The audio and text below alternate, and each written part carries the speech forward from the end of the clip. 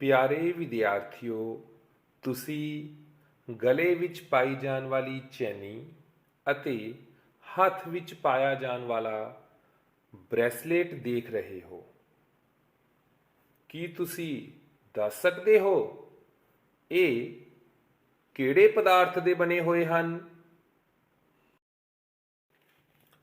ਸ਼ਾਇਦ ਤੁਸੀਂ ਸੋਚ ਰਹੇ ਹੋਵੋਗੇ ਕਿ ਇਹ ਪਦਾਰਥ ਸੋਨੇ ਤੋਂ ਬਣੇ ਹਨ, ਪਰ ਅਸਲ ਵਿੱਚ ਅਜਿਹਾ ਨਹੀਂ ਹੈ। ਅਸਲ ਵਿੱਚ ਇਹ ਪਦਾਰਥ ਕਿਸੇ ਸਸਤੀ ਧਾਤ ਦੇ ਬਣੇ ਹੋਏ ਹਨ ਅਤੇ ਇਹਨਾਂ ਉੱਪਰ ਸੋਨੇ ਦੀ ਸਿਰਫ ਪਰਤ ਚੜਾਈ ਗਈ ਹੈ।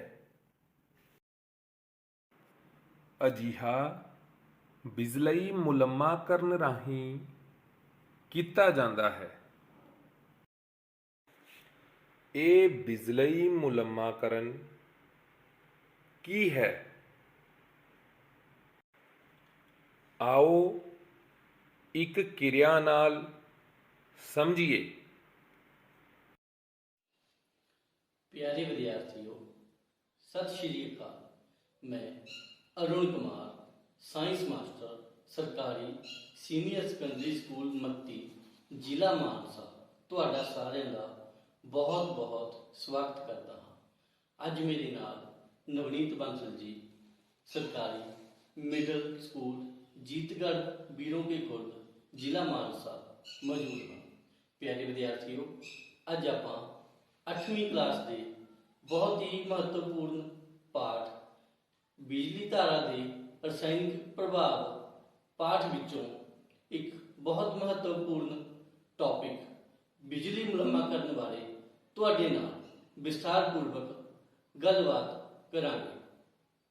तो सब तो पहला नवनीत सर तुहाडा बहुत स्वागत है। Thank you sir, thank you. अज आपां विद्यार्थियों नाल 8वीं पाठ के ਜਿਹੜਾ ਆਪਣਾ बहुत ही महत्वपूर्ण टॉपिक है बिजली मुलम्माकरण, ਉਹਦੇ ਬਾਰੇ ਵਿਦਿਆਰਥੀਆਂ ਨਾਲ ਆਪਾਂ ਵਿਸਤਾਰਪੂਰਵਕ ਗੱਲਬਾਤ ਕਰਨੀ ਹੈ। ਤਾਂ ਮੇਰਾ ਸਭ ਤੋਂ ਪਹਿਲਾ ਸਵਾਲ ਤੁਹਾਨੂੰ ਇਹ ਹੈ ਵੀ ਬਿਜਲੀ ਮੁਲੰਮਾਕਰਨ ਅਸਲ ਵਿੱਚ ਕੀ ਹੁੰਦਾ ਹੈ? ਇਹਦੇ ਬਾਰੇ ਸਾਨੂੰ ਥੋੜਾ ਜਿਹਾ ਦੱਸੋ।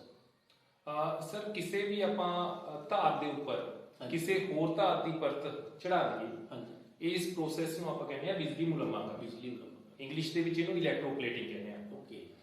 ਜਿਵੇਂ ਬੱਚੇ ਆਮ ਹੀ ਬੱਚਿਆਂ ਨੇ ਦੇਖਿਆ ਹੁੰਦਾ ਵੀ ਸਾਈਕਲ ਦੇ ਹੈਂਡਲ ਆਪਾਂ ਦੇਖਦੇ ਹਾਂ, ਜਾਂ ਉਹਨਾਂ ਦੇ ਪਹੀਆਂ ਦੇ ਰਿਮ ਜੋ ਹੁੰਦੇ ਨੇ ਬਹੁਤ ਹੀ ਜ਼ਿਆਦਾ ਚਮਕਦਾਰ ਹੁੰਦੇ ਨੇ।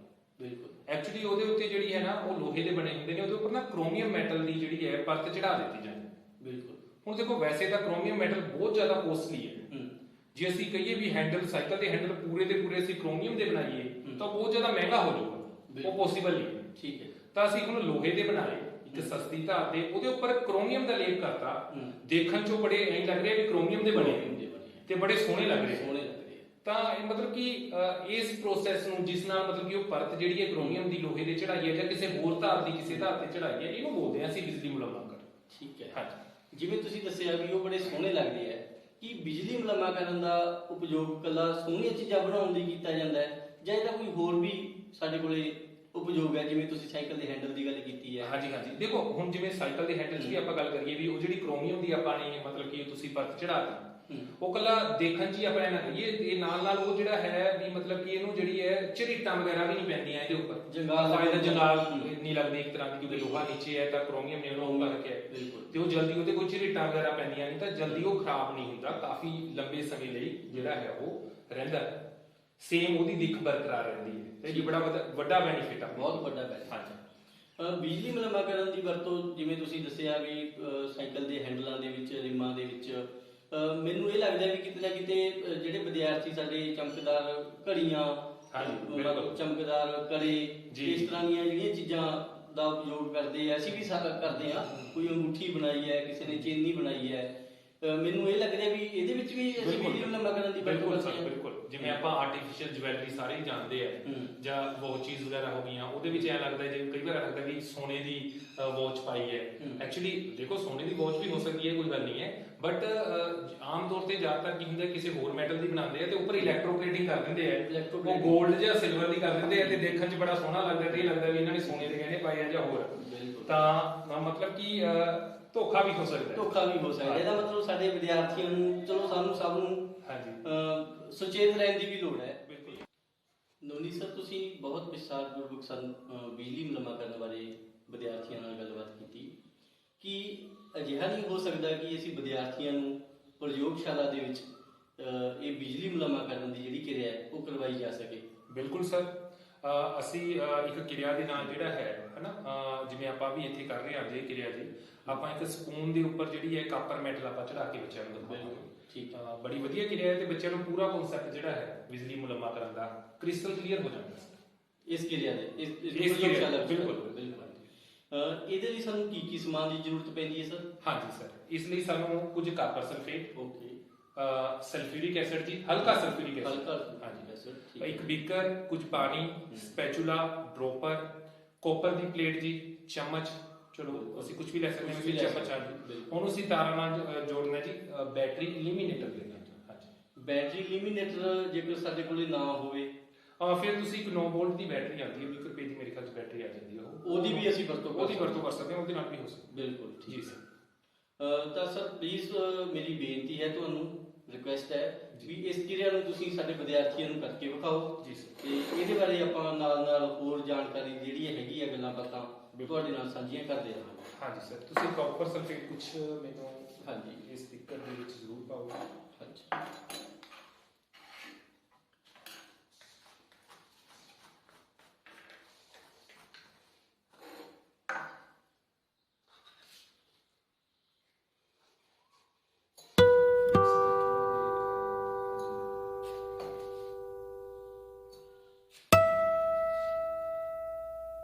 थोड़ा जरूर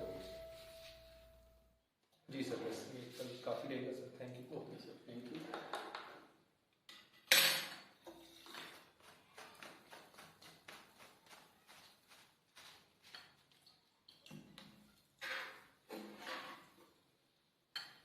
ये सर कॉपर सल्फेट है, इन्हों ਆਪਾਂ ਨੀਲਾ ਥੋਥਾ ਵੀ ਕਹਿੰਦੇ ਨੇ, ਦੇਖੋ। ਅੱਛਾ ਜੀ, ਹਾਂਜੀ ਸਰ ਨੀਲਾ ਥੋਥਾ, ਅੱਛਾ ਇਹ ਮੇਰੇ ਖਿਆਲ ਦੇ ਵਿੱਚ ਟੌਕਸਿਕ ਹੁੰਦਾ ਹੈ। ਟੌਕਸਿਕ ਹੁੰਦਾ ਤਾਂ ਇਹ ਵੀ ਵਿਦਿਆਰਥੀਆਂ ਦੇ ਧਿਆਨ ਦੇ ਵਿੱਚ ਰੱਖਣੀ ਗੱਲ ਬਹੁਤ ਜ਼ਰੂਰੀ ਹੈ ਜੀ। ਇਹ ਜ਼ਹਿਰੀਲਾ ਪਦਾਰਥ ਹੈ ਜਿਹਨੂੰ ਅਸੀਂ ਕਾਪਰ ਸਲਫੇਟ ਕਹਿੰਦੇ ਆ, ਇਹ ਨੀਲੇ ਰੰਗ ਦਾ ਹੁੰਦਾ ਹੈ ਤੇ ਇਹ ਕਿਰਿਆ ਪਲੀਜ਼ ਤੁਸੀਂ ਪ੍ਰਯੋਗਸ਼ਾਲਾ ਦੇ ਵਿੱਚ ਅਧਿਆਪਕ ਦੀ ਮੌਜੂਦਗੀ ਵਿੱਚ ਹੀ ਕਰਨੀ ਹੈ, ਕਿਉਂਕਿ ਕਾਪਰ ਸਲਫੇਟ ਹੈ ਜੋ ਸਾਡੇ ਕੋਲੇ ਇਹ ਸਾਡੇ ਲਈ ਹਾਨੀਕਾਰਕ ਹੋ ਸਕਦਾ ਹੈ।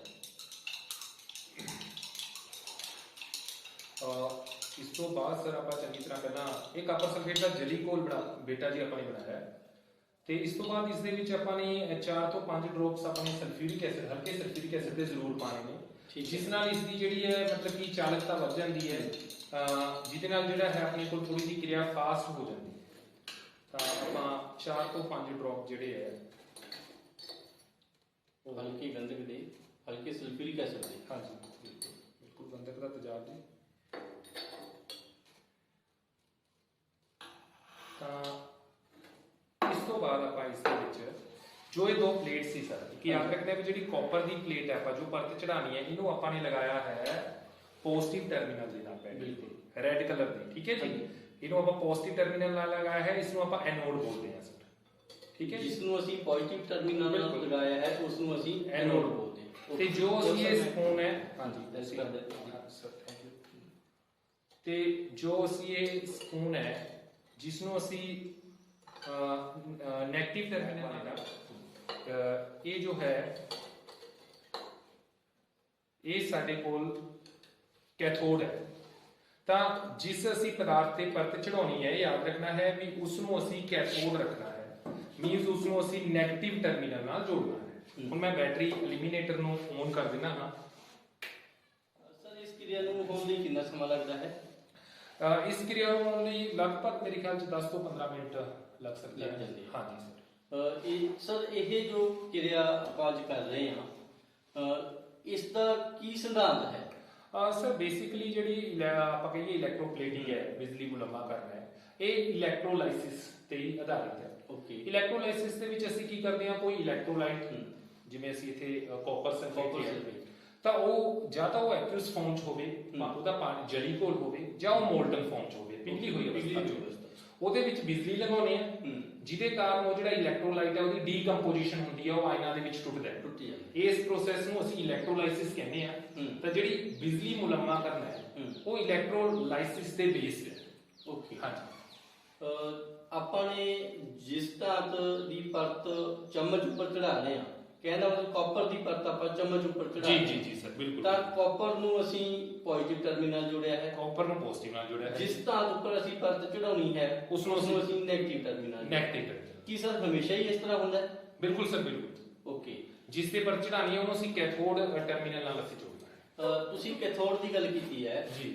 ਇੱਕ ਸਾਡੇ ਵਿਦਿਆਰਥੀਆਂ ਨੂੰ ਕੈਥੋਡ ਅਤੇ ਐਨੋਡ ਦੇ ਵਿੱਚ ਕਾਫੀ ਜ਼ਿਆਦਾ ਉਲਝਣ ਰਹਿੰਦੀ ਹੈ। ਜੀ।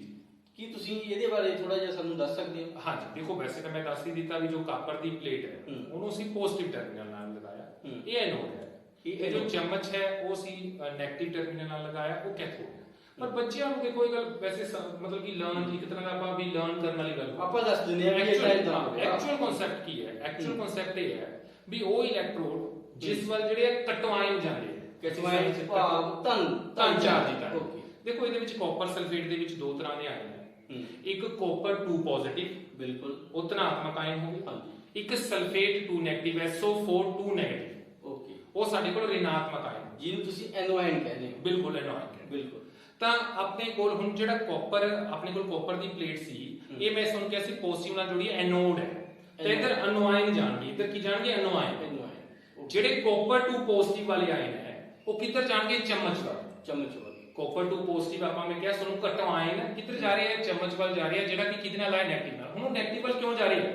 ਕਿਉਂਕਿ ਕਾਪਰ 2 ਪੋਜ਼ਿਟਿਵ ਵਾਲੇ ਪੋਜ਼ਿਟਿਵ ਆਇਨ ਨੇ ਤਾਂ ਉਹ ਨੈਗੇਟਿਵ ਟਰਮੀਨਲ ਵਾਲੀ ਜਾਏਗਾ, ਰਿਨ ਵਾਲੀ ਜਾਏਗਾ, ਕਿਉਂਕਿ ਉਧਰ ਕਟਾਇਨ ਜਾ ਰਹੇ ਹੈ, ਚਮਚ ਵੱਲ ਕਟਾਇਨ ਜਾ ਰਹੇ ਹੈ। ਇਸ ਕਰਕੇ ਕੀ ਹੈ? ਕੈਥੋਡ। ਇਹ ਕੈਟ ਤੋਂ ਆ ਰਿਹਾ, ਕੈਟੋਆਇਨ, ਕੈਥੋਡ। ਠੀਕ ਹੈ, ਕਲੀਅਰ ਹੈ ਜੀ? ਬਿਲਕੁਲ। ਯਾਨੀ ਜੋ ਸਾਡੇ ਕੋਲੇ ਰਿਨ ਟਰਮੀਨਲ ਹੈ ਜੀ, ਉਹ ਸਾਡੇ ਕੋਲੇ ਕੈਥੋਡ ਹੈ। ਕੈਥੋਡ ਹੈ ਬਿਕੋਜ਼ ਉਧਰ ਆਪਣੇ ਕੋਲ ਆਪਾਂ ਕਹੀਏ ਵੀ ਆਪਾਂ ਕੈਥੋਡ ਤੱਕ ਇਹਨੇ ਕੈਟੋਆਇਨ ਜਾ ਰਹੇ, ਉਧਰ ਕੈਟੋਆਇਨ ਜਾ ਰਹੇ। ਕੈਟੋਆਇਨ ਐਨੋਡ ਐਨ, ਕਿਉਂਕਿ ਉਧਰ ਜਿਹੜਾ ਫਸਟ AN ਹੈ ਉਹ ਅਨੋਆਇਨ ਤੋਂ ਲਿਆ। ਹਾਂ, ਠੀਕ ਹੈ। ਜਿੱਧਰ ਐਨੋਆਇਨ ਜਾ ਰਹੇ ਹੈ ਉਹ ਐਨੋਡ ਹੈ, ਜਿੱਧਰ ਕੈਟੋਆਇਨ ਜਾ ਰਹੇ ਹੈ ਬਿਲਕੁਲ ਸਾਡੇ ਕੋਲੇ।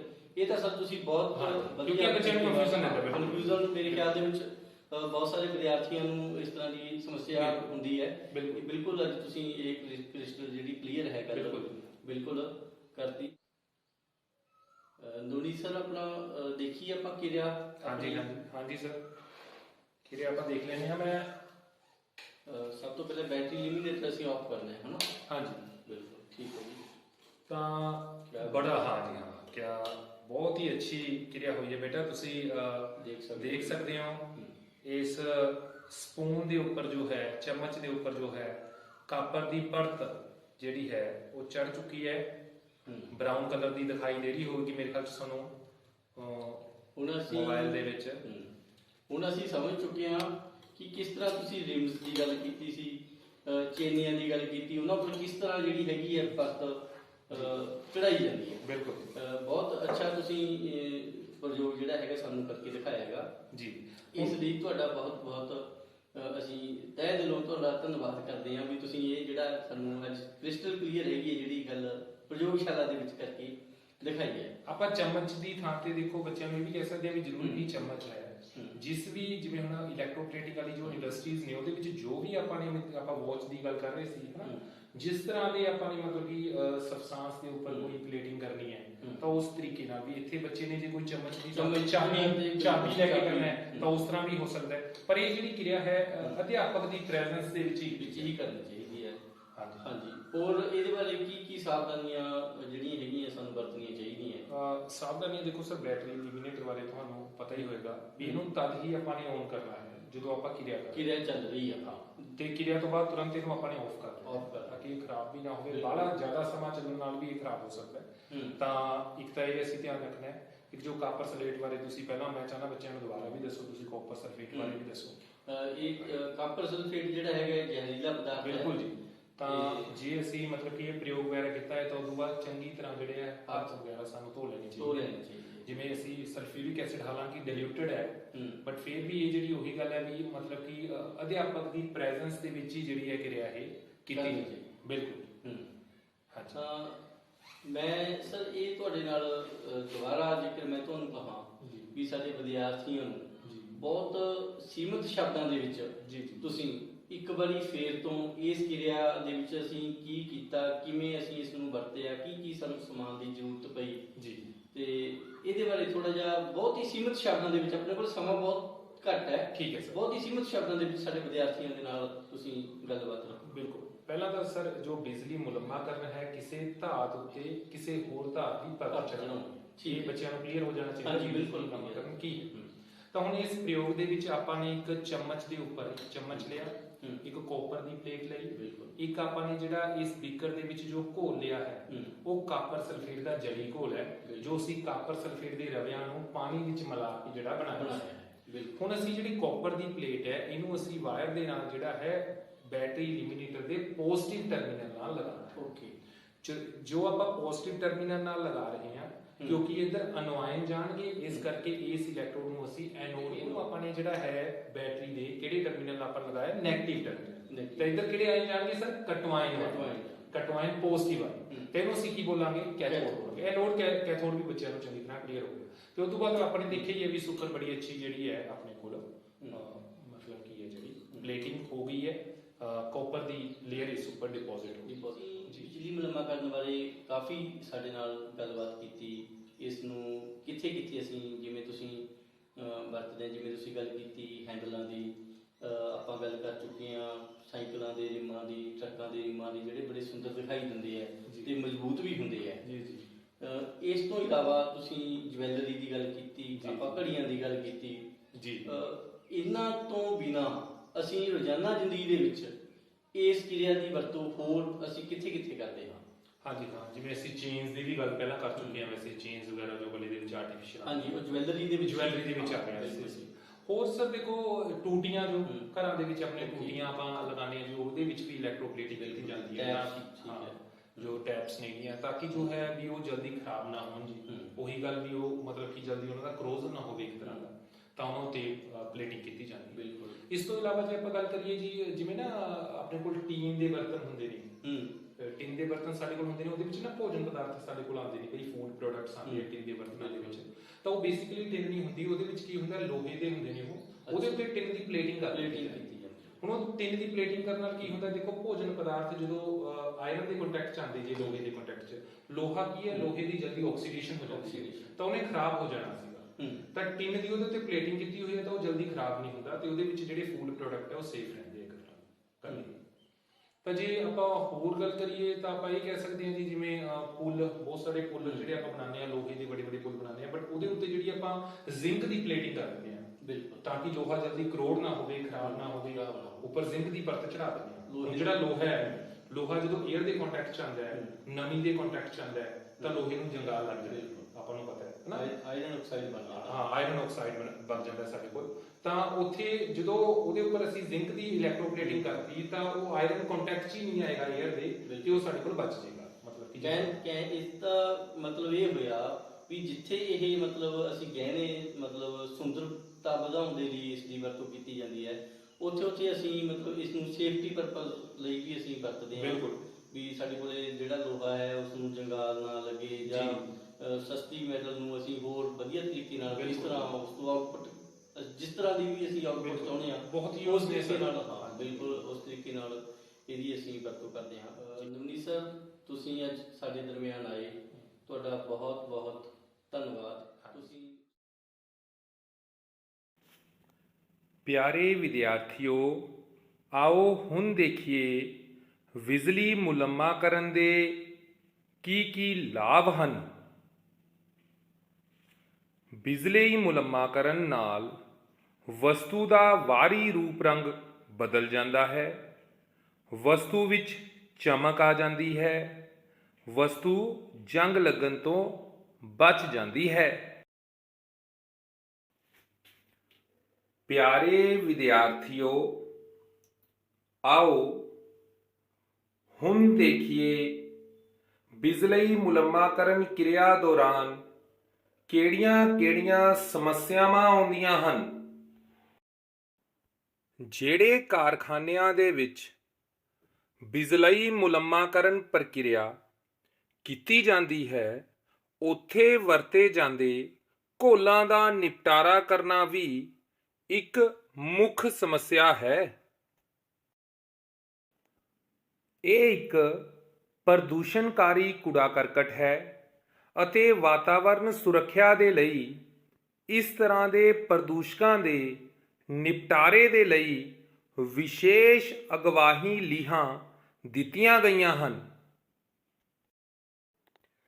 ਪਿਆਰੇ ਵਿਦਿਆਰਥੀਓ, ਆਓ ਕੁਝ ਪ੍ਰਸ਼ਨਾਂ ਦੇ ਰਾਹੀਂ ਇਸ ਕਿਰਿਆ ਦੀ ਦੁਹਰਾਈ ਕਰੀਏ। ਸਭ ਤੋਂ ਪਹਿਲਾ ਪ੍ਰਸ਼ਨ, ਬਿਜਲਈ ਮੁਲੰਮਾਕਰਨ ਕੀ ਹੈ? ਬਿਜਲੀ ਧਾਰਾ ਦੁਆਰਾ ਕਿਸੇ ਪਦਾਰਥ ਉੱਤੇ ਇੱਛਤ ਧਾਤ ਦੀ ਪਰਤ ਚੜਾਉਣ ਦੀ ਪ੍ਰਕਿਰਿਆ ਨੂੰ ਬਿਜਲਈ ਮੁਲੰਮਾਕਰਨ ਕਹਿੰਦੇ ਹਨ।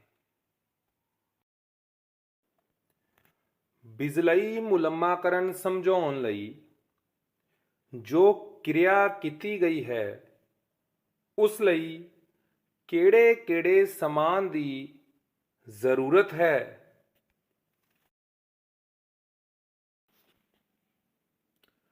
ਕਾਪਰ ਸਲਫੇਟ ਦੇ ਰਵੇ, ਹਲਕਾ ਸਲਫਿਊਰਿਕ ਐਸਿਡ, ਪਾਣੀ, ਸਪੈਚੂਲਾ, ਕਾਪਰ ਦੀ ਪਲੇਟ, ਚਮਚ, ਜੋੜਕ ਤਾਰਾਂ, ਬੈਟਰੀ ਆਦਿ।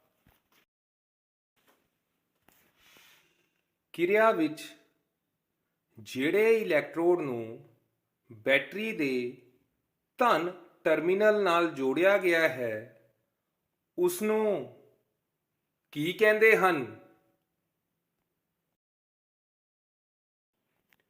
ਹਾਂ, ਤੁਸੀਂ ਬਿਲਕੁਲ ਠੀਕ ਸੋਚਿਆ ਹੈ, ਐਨੋਡ। ਕਿਉਂਕਿ ਸਾਨੂੰ ਪਤਾ ਹੈ ਧਨ ਟਰਮੀਨਲ ਵੱਲ ਰਿਣ ਚਾਰਜਿਤ ਆਇਨ ਭਾਵ ਐਨੋਆਇਨ ਜਾਂਦੇ ਹਨ, ਇਸ ਲਈ ਇਸ ਇਲੈਕਟ੍ਰੋਡ ਨੂੰ ਐਨੋਡ ਕਿਹਾ ਜਾਂਦਾ ਹੈ। ਪਿਆਰੇ ਵਿਦਿਆਰਥੀਓ, ਹੁਣ ਤੁਸੀਂ ਇਹ ਦੱਸੋ, ਕਿਰਿਆ ਵਿੱਚ ਜਿਹੜੇ ਇਲੈਕਟ੍ਰੋਡ ਨੂੰ ਬੈਟਰੀ ਦੇ ਰਿਣ ਟਰਮੀਨਲ ਨਾਲ ਜੋੜਿਆ ਜਾਂਦਾ ਹੈ, ਉਸ ਨੂੰ ਕੀ ਕਹਿੰਦੇ ਹਨ? ਉਸ ਇਲੈਕਟ੍ਰੋਡ ਨੂੰ ਕੈਥੋਡ ਕਹਿੰਦੇ ਹਨ, ਕਿਉਂਕਿ ਇਸ ਇਲੈਕਟ੍ਰੋਡ ਤੇ ਰਿਣ ਚਾਰਜ ਹੋਣ ਕਾਰਨ ਇਸ ਵੱਲ ਧਨ ਚਾਰਜਿਤ ਕਣ ਜਾਂਦੇ ਹਨ, ਭਾਵ ਕੈਟਾਇਨ ਜਾਂਦੇ ਹਨ। ਅਗਲਾ ਪ੍ਰਸ਼ਨ, ਕੁਝ ਬਿਜਲਈ ਮੁਲੰਮਿਤ ਵਸਤੂਆਂ ਦੀ ਸੂਚੀ ਬਣਾਓ। ਬਨਾਵਟੀ ਗਹਿਣੇ, ਬਾਥਰੂਮ ਦੀਆਂ ਟੂਟੀਆਂ, ਸਾਈਕਲ ਦੇ ਹੈਂਡਲ, ਪਹੀਏ ਦੇ ਰਿਮ, ਟਿਨ ਦੇ ਕੈਨ, ਪੁੱਲ, ਕਾਰ ਦੇ ਕੁਝ ਹਿੱਸੇ। ਪਿਆਰੇ ਵਿਦਿਆਰਥੀਓ, ਆਓ ਹੁਣ ਕੁਝ ਬਹੁ ਵਿਕਲਪੀ ਪ੍ਰਸ਼ਨਾਂ ਦੇ ਉੱਤਰ ਦਿਓ। ਬਿਜਲਈ ਮੁਲੰਮਾਕਰਨ ਪ੍ਰਕਿਰਿਆ ਵਿੱਚ ਧਾਤ ਦੀ ਪਰਤ ਕਿਹੜੇ ਇਲੈਕਟ੍ਰੋਡ ਤੇ ਚੜਾਈ ਜਾਂਦੀ ਹੈ? ਸਾਡੇ ਆਪਸ਼ਨਸ ਹਨ ਐਨੋਡ, ਕੈਥੋਡ, ਐਨੋਡ ਅਤੇ ਕੈਥੋਡ ਦੋਵੇਂ, ਇਹਨਾਂ ਵਿੱਚੋਂ ਕੋਈ ਨਹੀਂ।